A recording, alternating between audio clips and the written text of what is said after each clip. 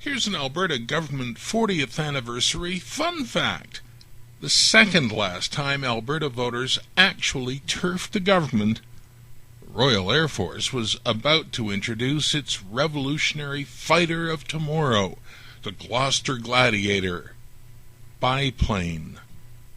In this election, a few months after the glorious 40th anniversary of our Alberta Conservative government, we wish to update the list of the world's only other governments that have been around for 40 years.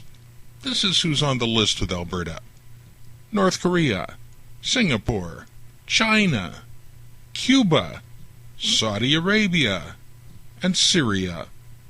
Oh, and this guy in the Michael Jackson jacket, but he's done now. And that's it. That's who's coming to the party. Proving, again, that 40 years in power makes a government forward-looking, innovative, open, and most of all, responsive to the people. The last time we punted a government, it was because your parents voted for this guy. Then we got this guy and this guy. You may not remember them if you're an average Albertan, because you weren't born when this started. Fax machines were in the distant future, and when these guys were first elected, there would be party lines for some Alberta telephones for 2 more decades. You may not know what those are. Then we got this guy and this lady. Now, in some exotic spots in the world, like BC, Saskatchewan, and everybody else, they do this thing where they'll select one government, and then when it gets a bit stale, elect a different one. Turns out it keeps the politicians motivated and a bit more honest. Oh, and they're not around long enough to get the idea that your money belongs to them, or that they have some God-given right to run the joint and write checks to each other for work they didn't do, which is quite popular with these guys.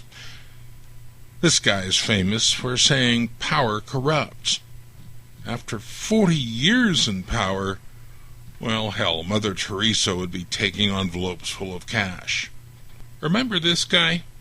These days, even he now says the frenetic pace of oil sands development has hurt the province, and says Albertans are not getting what should be theirs, and says this same government has a poor record of managing the oil sands.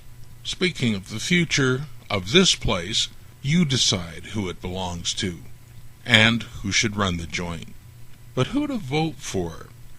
You don't have to vote for anyone who tries to bribe you with your own money. This guy sent out checks that did exactly that, and this lady says she will. But there are lots of choices. Just pick one and make it count.